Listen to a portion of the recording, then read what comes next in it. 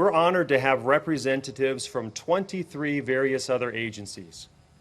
And so the following fire departments are here: Alhambra, Angeles National Forest, CAL FIRE, Compton, Culver City, Glendale, La Habra Heights, LA County, Orange County, Pasadena, San Gabriel, Santa Fe Springs, Ventura County, Vernon, and West Covina.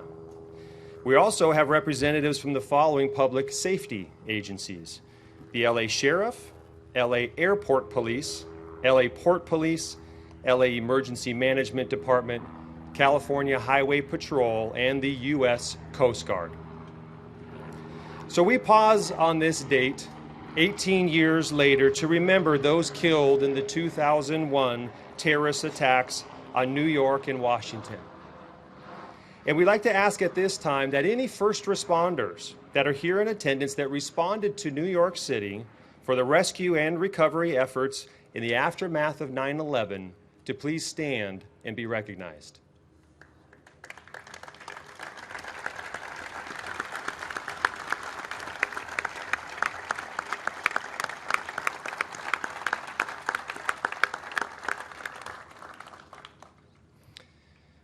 Thank you. And to begin the ceremony, we're going to have the presentation of colors by the LAFD Honor Guard, accompanied on bagpipes by retired LAFD firefighter paramedic John Keys and the Los Angeles Emerald Society Pipes and Drums. So please stand. Sergeant of Arms, take charge of the uniform detail.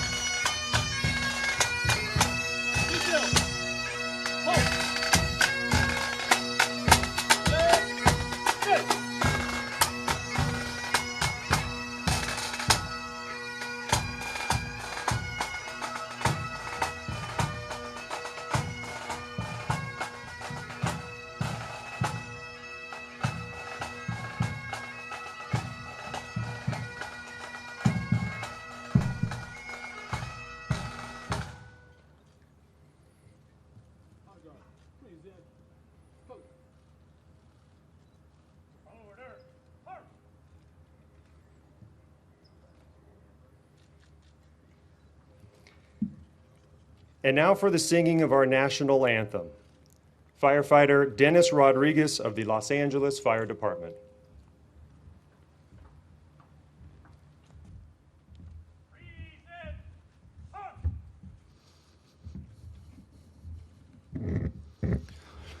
Oh, say, can you see by the dawn's early light what so proudly we hailed at the twilight's last gleaming, whose broad stripes and bright stars through the perilous fight o'er the ramparts we watched were so gallantly streaming, and the rocket's red glare, the bombs bursting in air, gave proof through the night that our flag was still there. Oh, say, does that star-spangled banner yet wave o'er the land and of the free, and the home of the brave.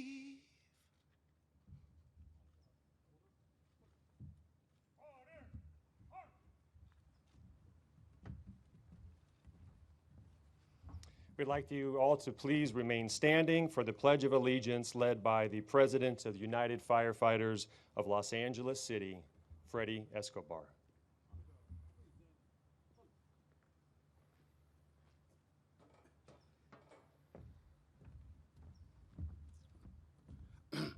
Please place your right hand over your heart. Ready, begin. I pledge allegiance to the flag of the United States of America and to the republic for which is one nation, under God, indivisible, liberty and justice for all. Hoorah.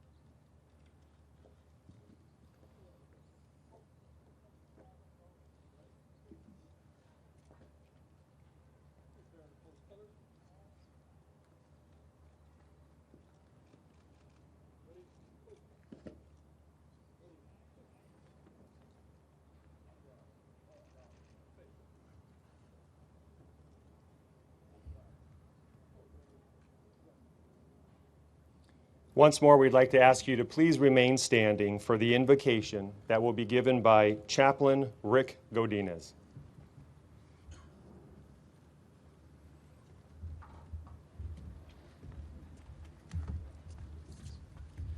Well, good morning.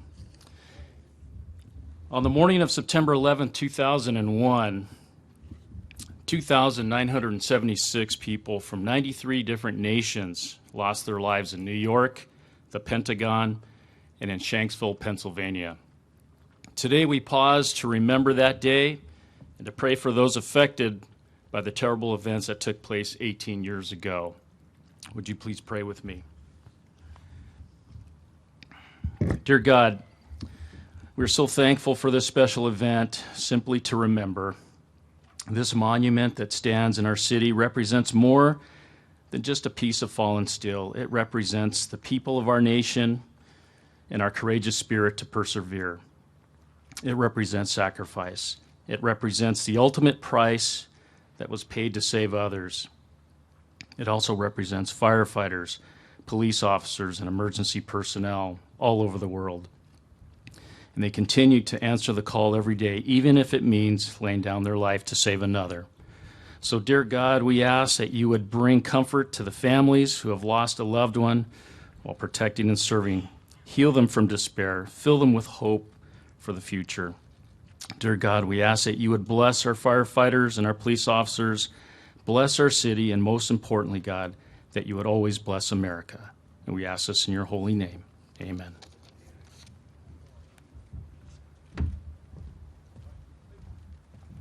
We'd like to ask you to please be seated. We'd like to recognize the following guests who have joined us this morning. We have Mayor Eric Garcetti, City Attorney Mike Feuer, and the following council members: Gil Cedillo, Paul Koretz, Monica Rodriguez, John Lee, Mitch O'Farrell, Joe Buscaino, and as well as we have the Board of Fire Commissioners with us: Delia Ibarra, Rebecca Ninberg, Jimmy Hara, and Jimmy Woods Gray. We also have Independent Assessor Stu Stengel, the UFLAC President Freddie Escobar, the LA County Supervisor Catherine Barger, and also the Consul General of Israel, Dr. Haniel Newman. So at this time, it's my pleasure to go into the speeches, and we'd like to ask the Mayor of Los Angeles, Eric Garcetti, to please join.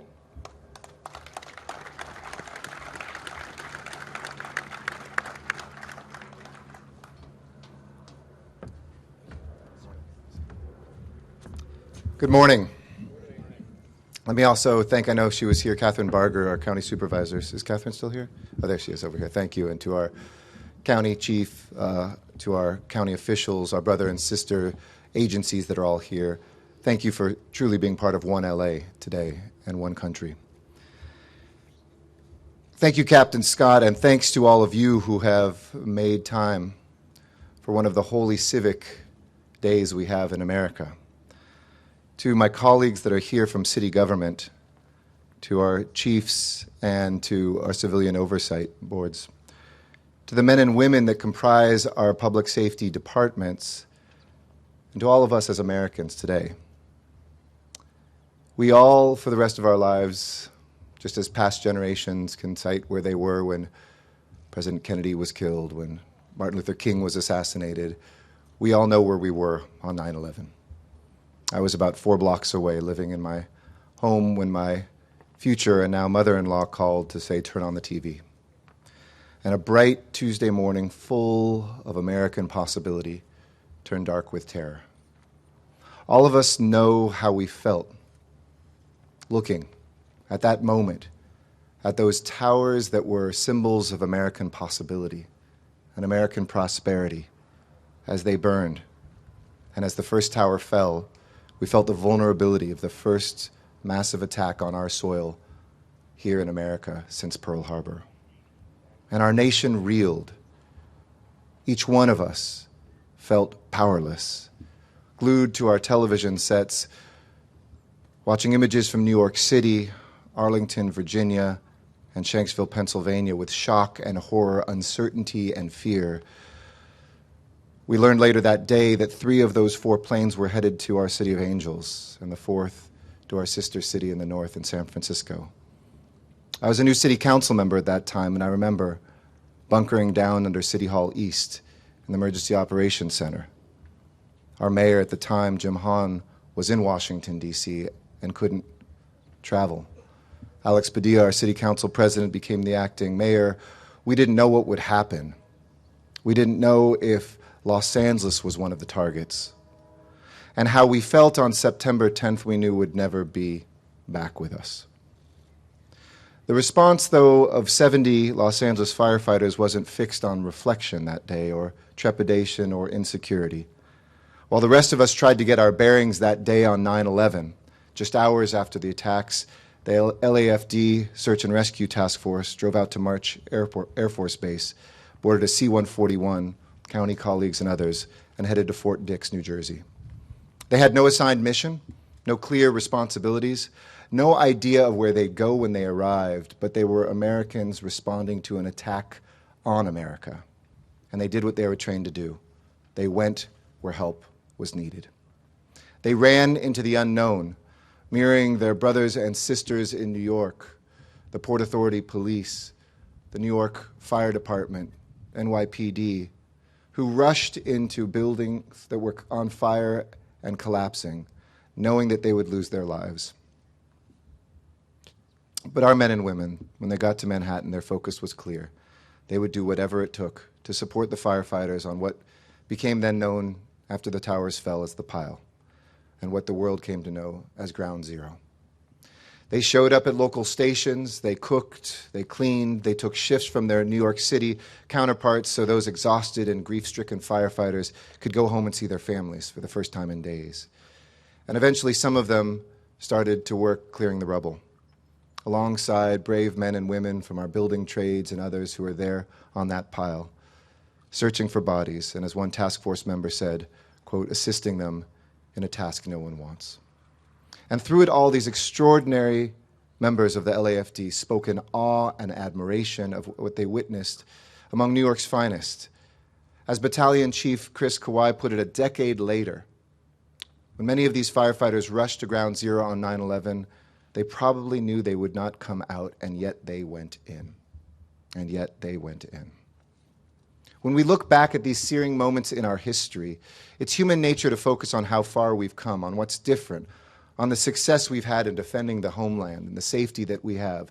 And I want to thank the Southland here because At a moment when we seem divided as a country, when it comes to protecting this nation, we model that you take off your hat when you get into the JRIC or any other unit that we have.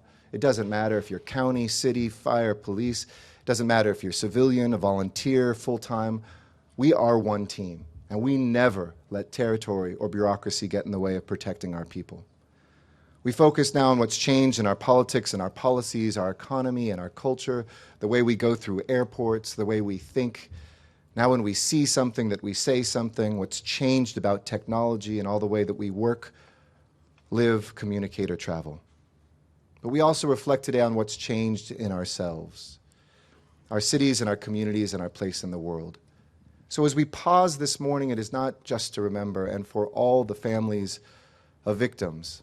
And remember, it's been more than 3,000 people now that have died because of those brave people who went into that pile, who have died of cancer and other diseases, respiratory diseases, because of their bravery. But as we remember them, and as we think about that day, let us also remember what's remained constant since September 11th, and who we are and how we've grown, both individually and as a nation.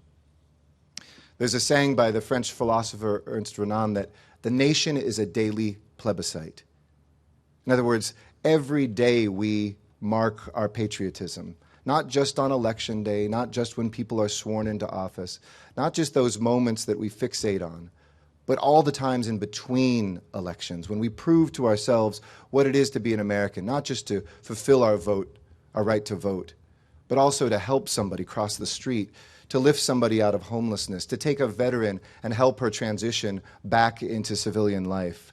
The courage and the compassion, the service and the sacrifice that defines what America, the nation, one nation under God is. The courage of the firefighters who stormed those towers and never made it back. The compassion of our task force members who spent weeks a continent away doing anything asked of them. The service and the sacrifice of every single responder who lost their lives on 9/11.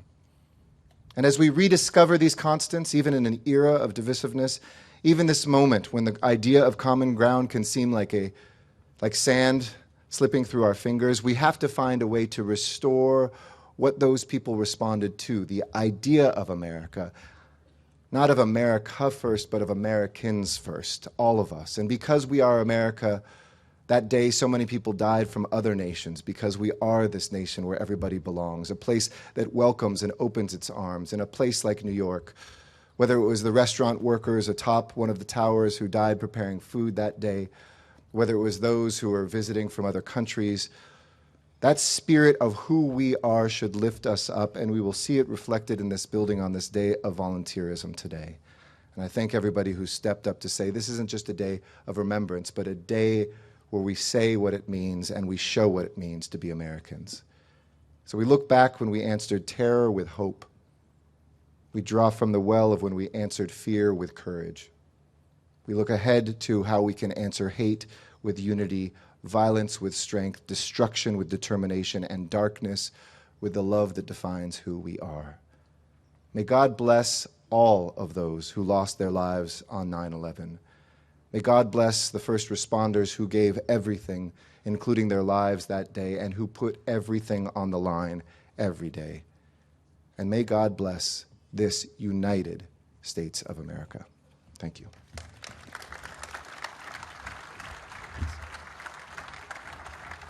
Thank you, Mayor Garcetti. Now please join me in welcoming the Fire Chief of the Los Angeles Fire Department, Ralph Terrazas.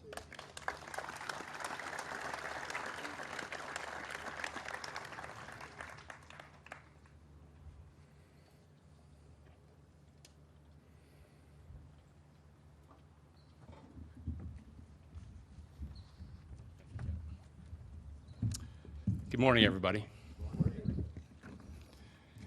It's nice to see the representation from the 23 other fire departments in the region, as well as several law enforcement agencies and other first responders here this morning. As I think about 9/11 and I think about our current situation, we in the Los Angeles Fire Department have hired about 1,000 new firefighters in the last 5 years. And if you do the math, the average age of the person we hire is 28. So they were approximately 10 years old when the 9/11 event occurred. And I think it's important that we have functions like this to teach the lessons of 9/11, the sacrifices that were made to our younger people. It's very important. So I thank everybody for being here. We will never forget 9/11. This year, 9/11 has a greater meaning for me, as I, along with 3 other LAFD members, had an opportunity recently to travel to New York for some joint training with the Fire Department of New York, also known as the FDNY. While there, the firefighters of New York asked me if we would like a tour of New York City. And I said, absolutely. I'd love to see the 9/11 Memorial and the 9/11 Museum. Therefore, on the last day of our training, we were escorted to the memorial by 2 FDNY firefighters named Matt and Louie. I learned that Matt had over 22 years on the job and had lost several firefighter friends on 9/11. Louie had 8 years on the job and did not experience 9/11 as a firefighter. They were both very outgoing, helpful, and funny in a New York sort of way. And you know what I mean.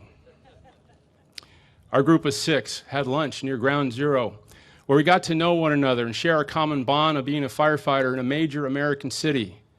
After lunch, we began walking over to the memorial. As we got closer, I noticed that the previously talkative Matt had grown silent, and his eyes began to water. That prompted me to ask Matt, had he been to the 9/11 memorial before? I thought that was unlikely and that it was 18 years ago. He told me that that was his first visit. He could not bring himself to see the names of his fellow firefighters who died on that fateful day. You see, all the names of the people who died in the towers are engraved in a steel plate that encircles the 2 foundations of the World Trade Towers.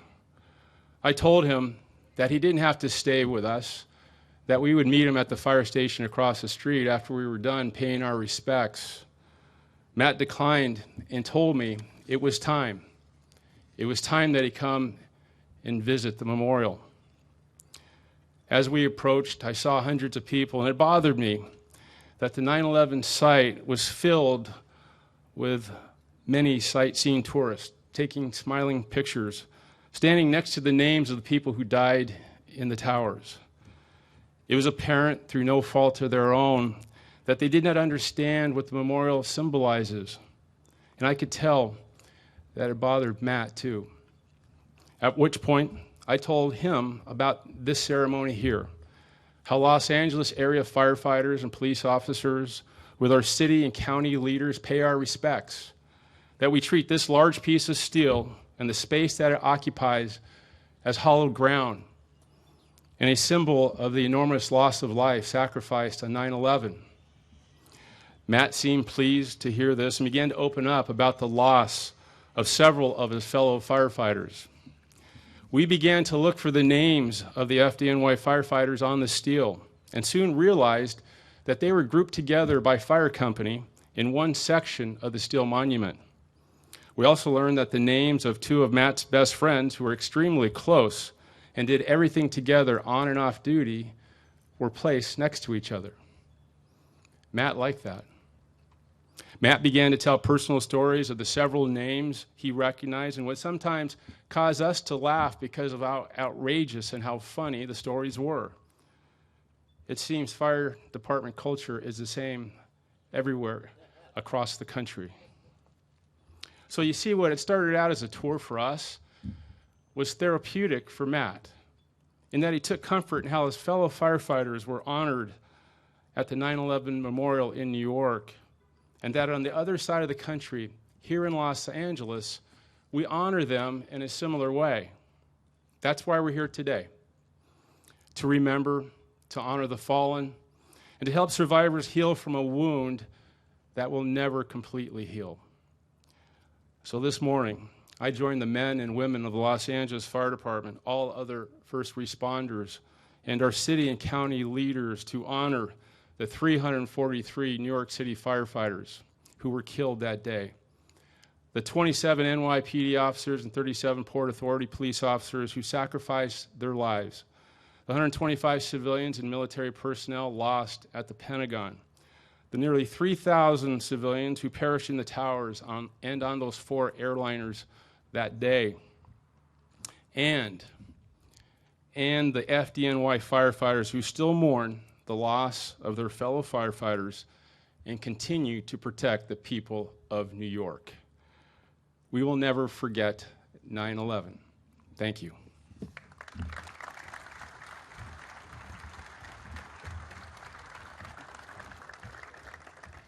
Thank you, Chief Terrazas. As always, LAPD is at our side on this day as fellow first responders and partners in so many endeavors. So now we would like to welcome the Chief of Police of the Los Angeles Police Department, Michael Moore.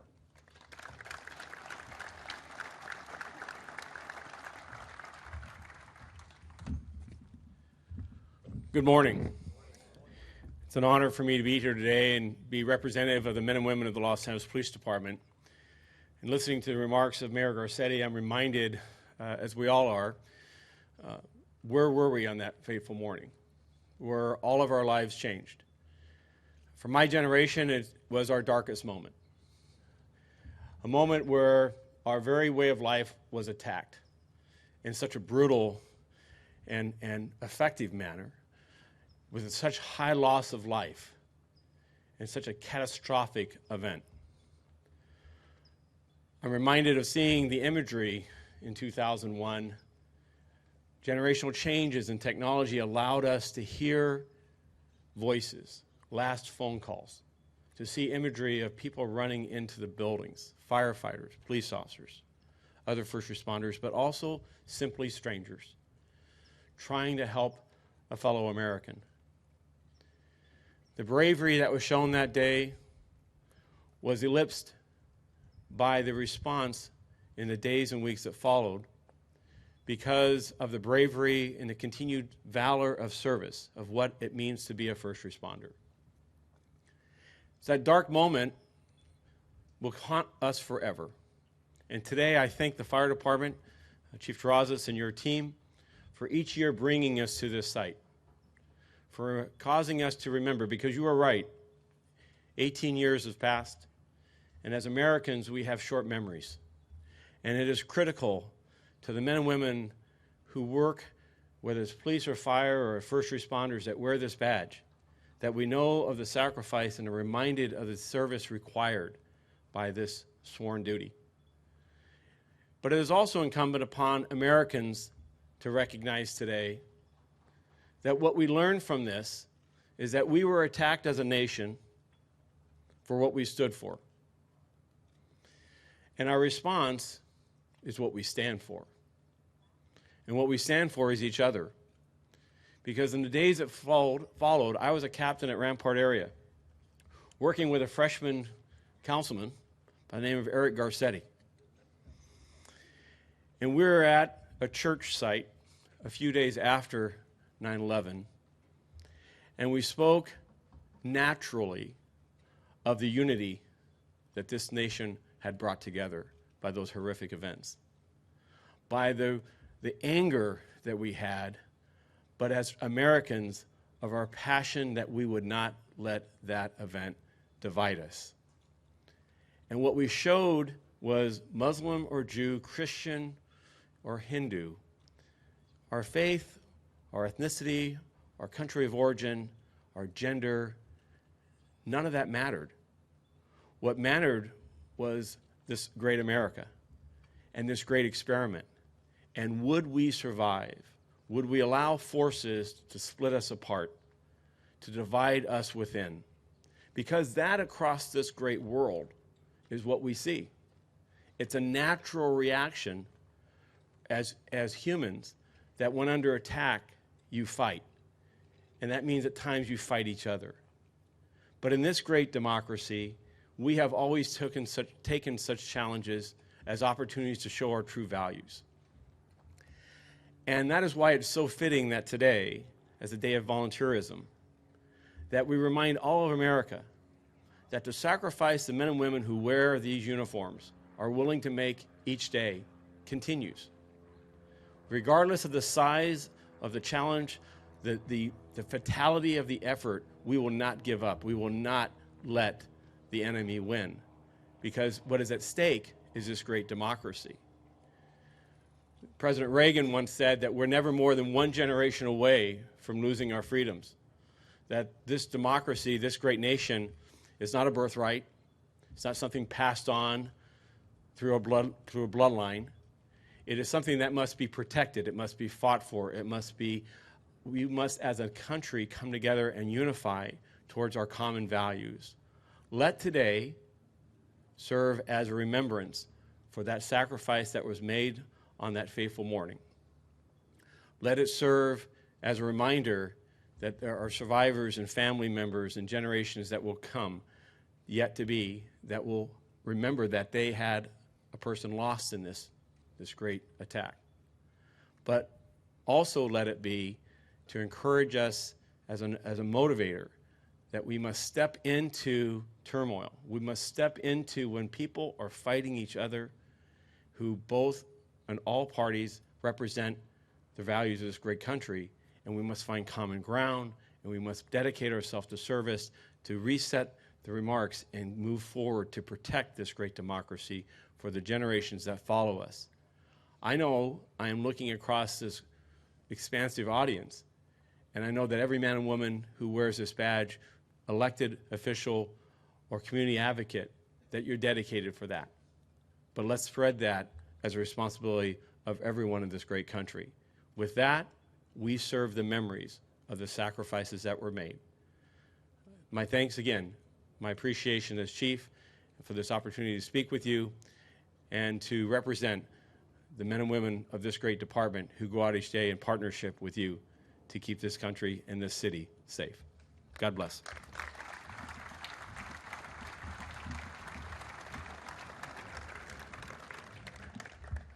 We thank you, Chief Moore. As a tribute to the courage, commitment, and sacrifice of those involved in the September 11th, 2001 terrorist attacks, the LAFD raised this impressive memorial here in 2003. A volunteer team brought in this 23-ton steel column from the base of the World Trade Center. It was graciously donated by Mr. Jeffrey New.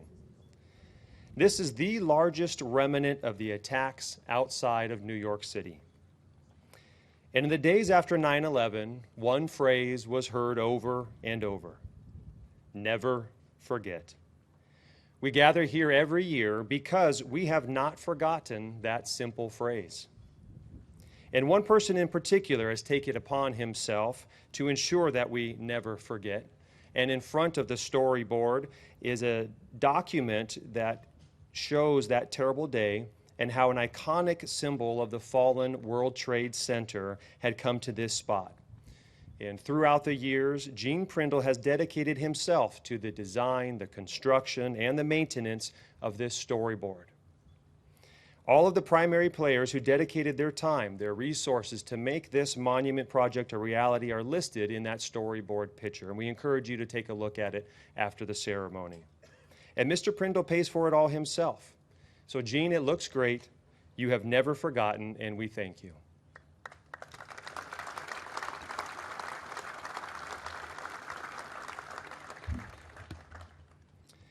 We now enter the solemn portion of our program. So we'd like to invite the members that are involved in the wreath ceremony to begin.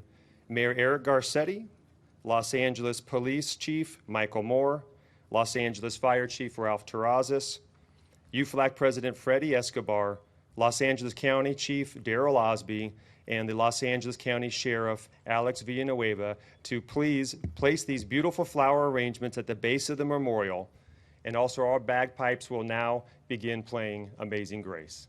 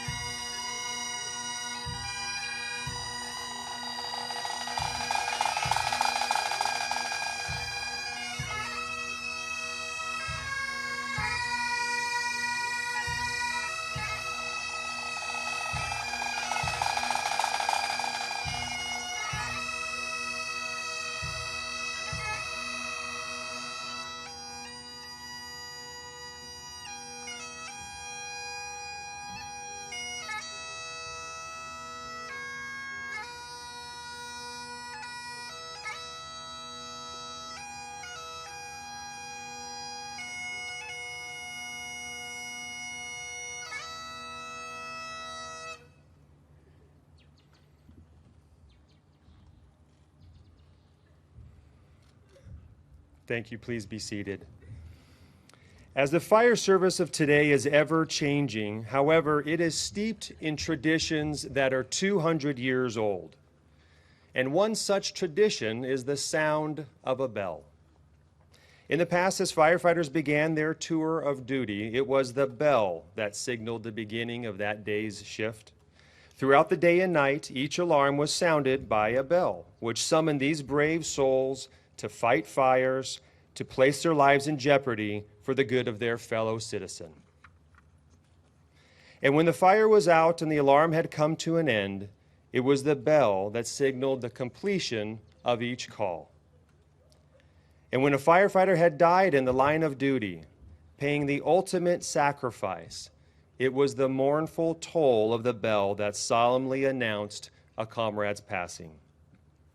We utilize these traditions as symbols which reflect the honor and the respect for those who have given so much and who have served so well.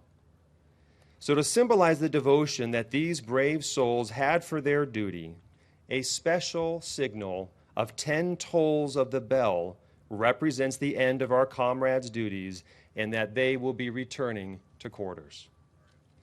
So, as those who have selflessly given their lives for the good of their fellow man, their tasks completed, their duties well done, to our comrades, their last alarm, they are going home. So we have L.A. County Fire Chief Darrell Osby, with the assistance of L.A. County Sheriff Alex Villanueva, will now honor those first responders who paid the ultimate sacrifice by signaling the last alarm of 10 fire bells.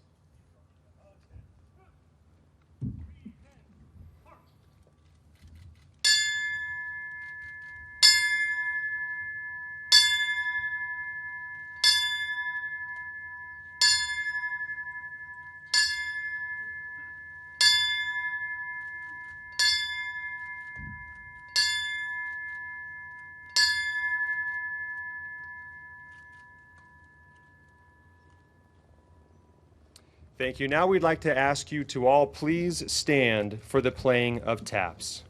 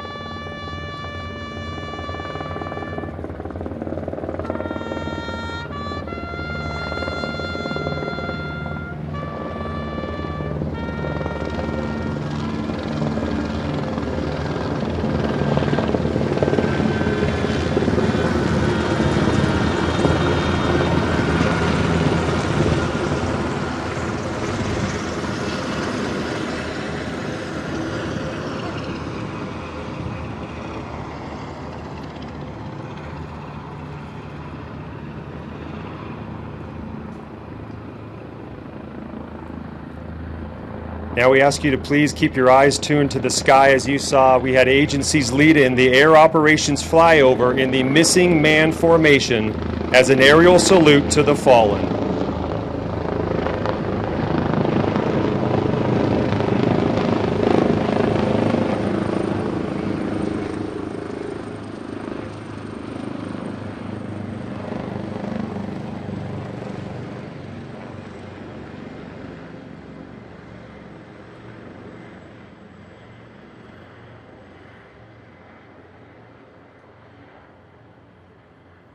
We'd like to ask you all to please have a seat.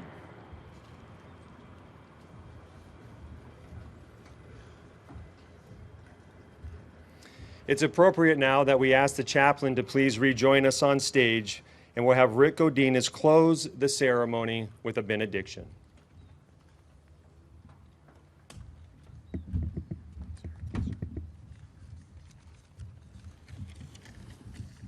Will you join me in a closing prayer? Dear God, because of the events of 9/11, we've been bound together by a silver cord of hope, of brotherhood and sisterhood. What was meant to drive us apart has truly drawn us together. May we always remember and never forget.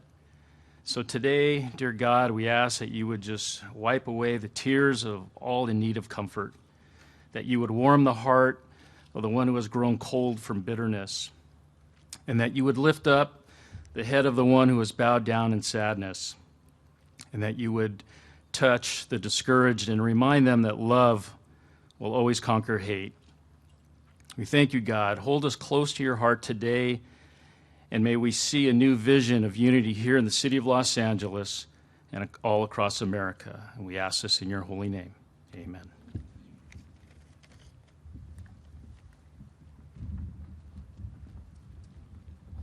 Thank you, sir. We'd like to thank everyone who contributed to make this ceremony possible each year. We certainly would like to give an appropriate thanks to the Councilmember Gil Cedillo of the 1st District and Councilmember Monica Rodriguez of the 7th District for arranging the tents, tables, and chairs. We also like to thank the commander of the Frank Hotchkin Memorial Training Center, Assistant Chief Steve Hissong, and the commander of the In-Service Training Section, Battalion Chief Dean Zipperman, and all the members under their command for the behind-the-scenes activities that had helped prepare this place for this solemn day. We also would like to thank the Community Liaison Office for coordinating all of the logistical needs for this event. And please take a moment to look at the back of the program, and as you see on that back page, a list of names and organizations that are truly pivotal to making this annual event a success. So we'd like to thank you all for joining us to remember the valor of those that were lost, those who innocently went to work that day, and the brave souls that went in after them, as well as the courage for those who grieve for them and the light that still lives inside their hearts. So may we challenge each other to honor those lost by performing the smallest act of service or the simplest act of kindness for another. And together, we can change the world one good deed at a time. This concludes the 9/11 Remembrance Ceremony, and we thank you for joining us. We'd like to ask you to please have refreshments here in the rear of the tents, and we ask you to please take care.